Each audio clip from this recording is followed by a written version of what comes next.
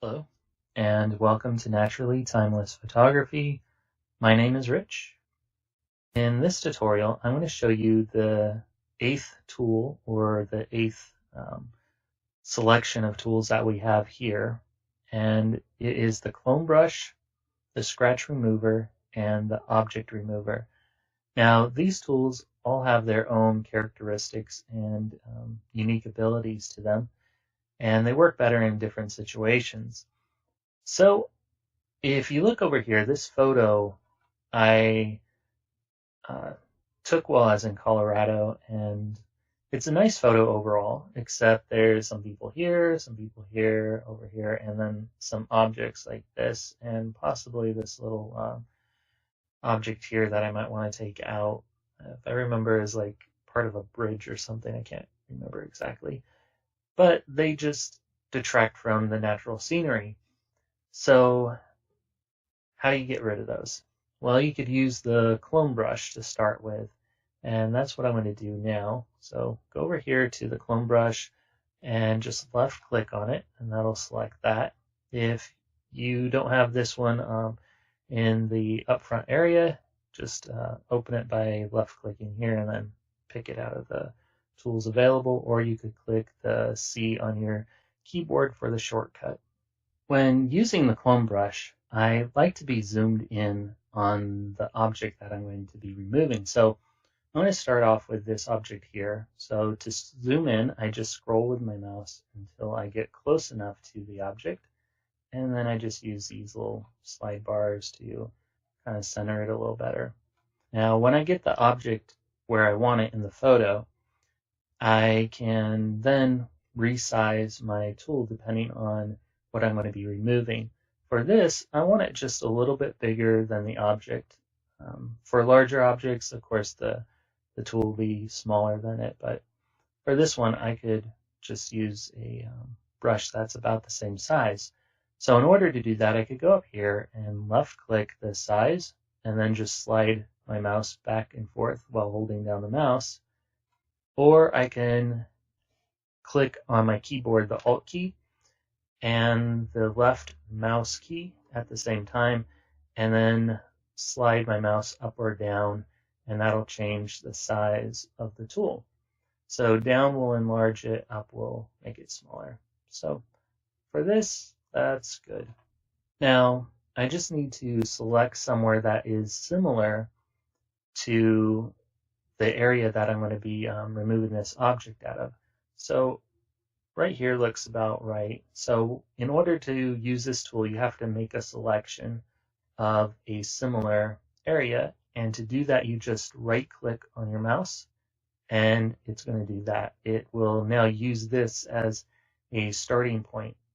Now, I just want to match up. If you could tell, the tool right here has a little pattern into it that you could kind of see the shape of the area that I selected. So I'm going to match that up about right here, and then left click and hold down and just slide across until the object is removed, and then let go. And that's all there is to using the clone brush. Depending on how large the item you're trying to remove from your photo, it may be a little more difficult. So just kind of take your time, practice with it, and you'll find that you get the results that you want.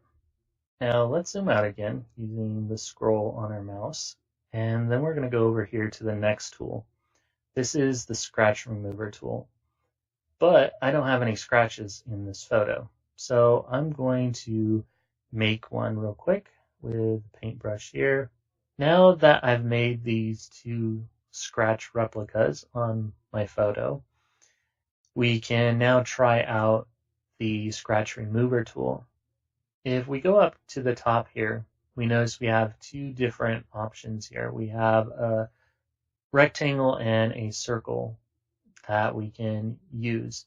Now, they do the same thing, but they're just shaped a little bit differently. They might give you a little more versatility in removing the scratch that you're going to be working on. So when using this tool, we can't actually see the size of the tool until we actually left click and drag over the scratch, which makes it a little difficult at picking the right size. But we're going to make sure that the width of our tool is big enough. So I'm going to try 137, and I'm just going to position the tool just above the scratch, left click and hold down, and then slide over the scratch. And we want the scratch to be in between the middle lines here. And then once we got it that way, we just let go of the mouse and it'll do the rest for us. All right, there we go. So that's how that one works. Let's see how the round one works now. Now let's go up here to the top and left click the circle and see how this one works. So I'm going to just position it right above this scratch here, left click and drag, and hold down the mouse while you're doing this. And then once you get it where you want, just let go of the mouse, and there we go. So both of those work pretty well at removing small scratches. Right, now on to the next tool. That would be the object remover. So let's see how well this one works. Now that I have the object remover tool selected, I'm going to go into my photo here and find a subject that I want to remove and just put my mouse next to them and scroll in until I get them zoomed in nicely. Then I'm going to use these slide bars to center the subject. And honestly, this tool has never really worked very well for me, but I'm going to show you how to use it and see what you think. So I set my feathering to 0. That way I'm able to draw closer to the subject and it'll give it less area to have to try to correct for. So in order to select the subject, you just left click and hold and use your mouse to draw around them. You don't have to be exact, but just try to get close enough to them. And we're going to go around until we get back to where we started, and then just let go of the mouse and it automatically selects it. Now we have to use a selection tool to find an area of the photo that will look the best and replace the subject. So to do that, we go up here and there's this square right here, and we just left click that. And somewhere on this photo there is a selection box. So we're going to zoom out, and it's usually where you last left it. So if you're using this tool before, it'll be where you left it at.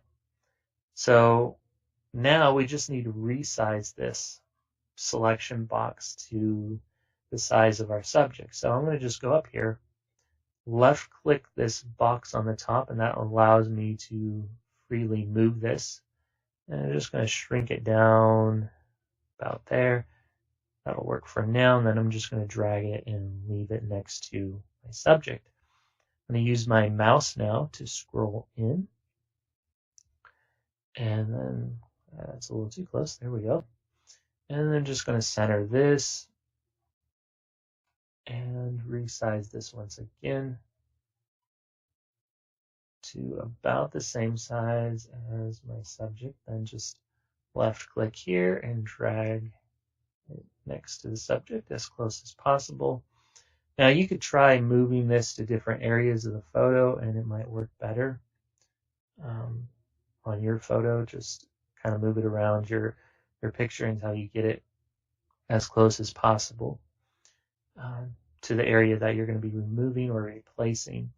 So now that we got this done, we go back up here to the top and left click this check mark, which will apply the changes.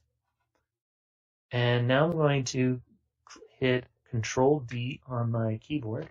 I'll deselect that.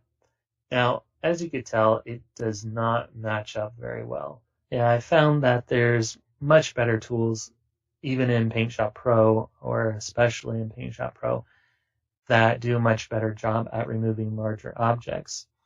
So that would be, for instance, the clone tool. I showed you how to do that a little bit ago.